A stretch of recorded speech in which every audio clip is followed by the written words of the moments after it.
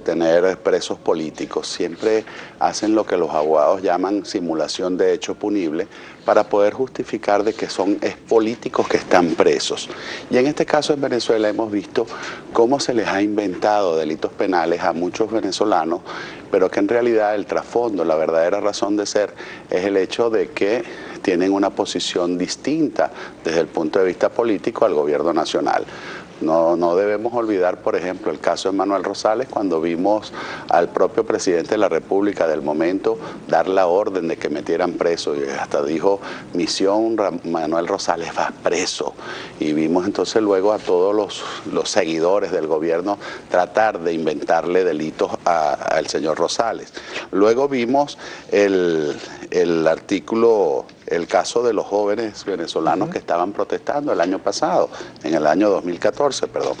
Esos jóvenes que muchos incluso fueron acusados hasta de terroristas. De terroristas y de delitos que tienen que ver con drogas. Y todos sabemos que fue realmente una operación donde se sembró a muchos jóvenes inocentes cuyo único delito era pelear por un futuro mejor, por un cambio que permitiera desarrollarse personal y profesionalmente.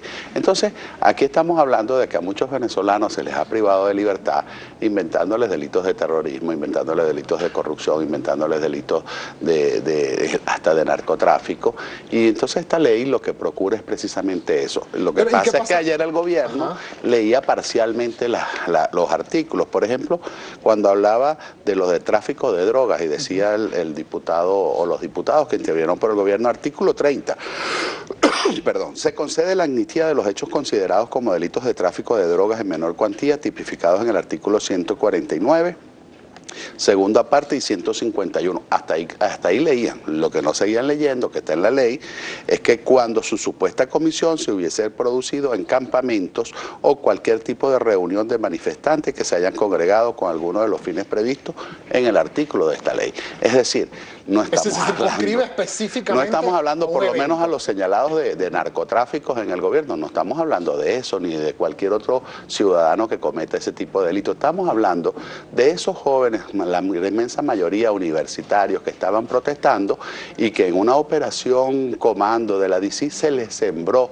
para tener algún tipo de evidencia o de prueba o de supuestas pruebas para incriminarlos en delitos penales. Ahora, diputado, hay ejemplos como los que circularon hace algunos meses, un par de años, donde, por ejemplo, el joven Loren Saleh se veía en un video hablando de colocar bombas en algunos puntos entre la frontera colombo-venezolana, específicamente en el estado Táchira. Eso se calificó y se evidenció como una prueba de actos terroristas según el gobierno nacional. ¿Estas actuaciones podrían ser amnistiadas también en esta ley? En ese caso, mira, habría que primero verificar la autenticidad de la prueba. Recuerda que estamos hablando de unas supuestas grabaciones a las cuales no se ha tenido acceso para verificar si es cierta, si es falsa, si es editada, si es montada.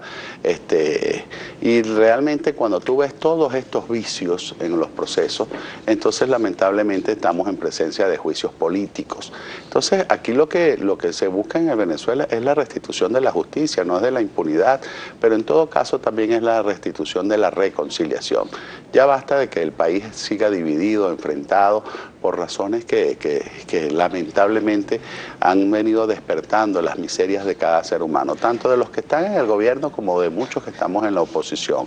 Yo creo que es el momento de reunificar a Venezuela. Para eso tenemos que reconocernos, tenemos que respetarnos, pero sobre todo tienen que haber reglas que de manera igualitaria premien, pero también sancionen a quienes violenten esas reglas. Parte del artículo 16 de la ley de amnistía dice que quedan, entre otros párrafos del artículo 16, dice que quedan exceptuados de esta ley de amnistía los delitos de homicidio doloso en cualquiera de sus modalidades, lesiones, violación de los delitos, violaciones a niños, la indemnidad sexual de los niños, niñas y adolescentes, secuestro, tráfico de drogas de mayor cuantía, peculado tipificado en los artículos 54 54 y 56 del decreto con rango, valor y fuerza de ley de la ley contra la corrupción, además también casos de corrupción fuera de los eventos circunscritos y señalados específicamente por esta ley de amnistía. ¿Alguna persona, diputado, que pueda estar inmersa o señalada o imputada por algunos de estos delitos podría tener alguna rendija en esta ley de amnistía para obtener algún beneficio procesal? No, de ninguna manera. Yo creo que están bien tipificados cuáles son los delitos que se imputan. Ni siquiera se discute la autenticidad o no de esas imputaciones, pero además se relacionan claramente con eventos y hechos políticos. Esto no es una amnistía general de que cualquiera que haya delinquido en Venezuela puede quedar en libertad o puede gozar de la impunidad. La impunidad lamentablemente ya existe en Venezuela cuando el 96% de los casos no son procesados, no son investigados, cuando más del 60% de los delincuentes capturados en flagrancia salen en libertad porque o la policía no presenta debidamente los informes a Fiscalía o Fiscalía no presenta los cargos ante los tribunales de la República o en los tribunales se les otorga libertad por manejos indebidos en esos procesos o cuando al final queda alguno sancionado o castigado, entonces viene el gobierno con las famosas operaciones Callapa y pone nuevamente al delincuente en la calle. Eso sí es impunidad, eso sí tiene que preocupar a los venezolanos. En este caso estamos hablando específicamente de señalamientos o de acusaciones que tienen realmente un trasfondo político, indistintamente de los cargos que se les están señalando, porque como dije en un principio, son simulación de hechos punibles de gobiernos totalitarios, intolerantes, que no reconocen ante el país, ante el mundo, que tienen presos políticos, sino que pretenden hacer ver que en realidad son políticos presos. Para finalizar con este tema y pasar al aspecto económico, diputado Marquina, ¿cuál es el procedimiento ahora con la ley de amnistía para que sea aprobada en segunda discusión y sancionada además por la Asamblea Nacional? El que establece en la Constitución Nacional. Ahora se remite a la comisión con competencia, en este caso es la Comisión de Política Interior. Allí se deben hacer las consultas públicas, se tiene que empezar a discutir dentro de la comisión artículo por artículo, elaborar el informe y pasa nuevamente a la plenaria para que sea sancionada en segunda discusión. ¿Está blindada la ley de amnistía ante cualquier denuncia de inconstitucionalidad ante el máximo tribunal de la República? Ante cualquier denuncia de inconstitucionalidad, por supuesto que está blindada. Eso no significa que el instrumento que se aprobó ayer no pueda, durante el proceso de segunda discusión, ser modificada. Se le pueden adicionar artículos, se le puede suprimir algún otro, pero en definitiva está blindada constitucionalmente y por supuesto se le va a blindar aún más en lo que es el procedimiento de formación de la ley.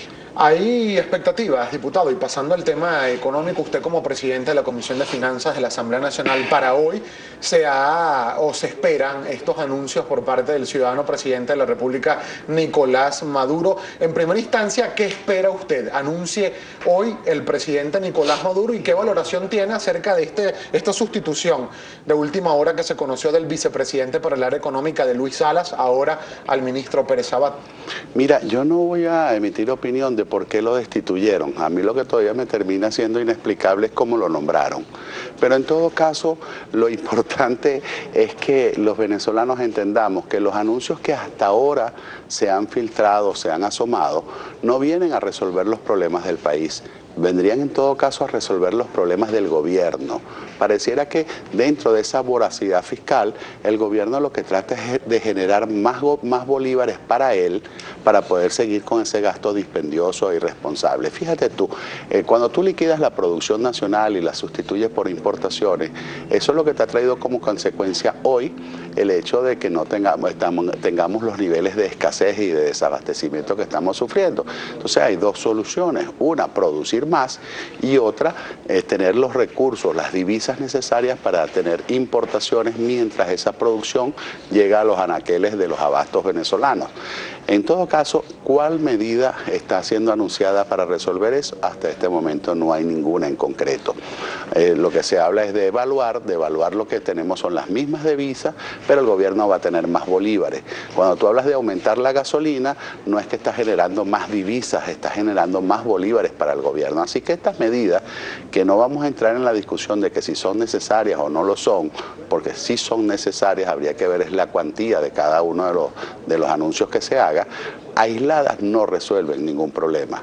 Aquí lo que importa es generar confianza entre los venezolanos, tener políticas de promoción a la producción nacional, y para eso tendremos que ir desmontando todos esos controles que hasta este momento, Gabo, han demostrado que son ineficientes, porque Venezuela tiene control de cambio, control de tasas de interés, control de precios, control de ganancias, control de la distribución, y sin embargo tenemos la inflación más alta del mundo, y sin embargo tenemos niveles por encima del 62% de los productos regulados. Nosotros tenemos que hacer una breve pausa, diputado Marquina, pero para el regreso me gustaría, porque han circulado rumores de última hora, no solo de un posible aumento de la gasolina que vaya a ser anunciado hoy por el presidente Nicolás Maduro, repetimos, información extraoficial no confirmada hasta esta hora por lo menos, pero también se habla de llevar el tipo de cambio en Venezuela a solo 2 tipos de cambio. ¿Qué información maneja usted? Nos lo responde al regreso de esta breve pausa. Ya venimos con mucho más de Primera Página. Alfonso Marquina sigue con nosotros.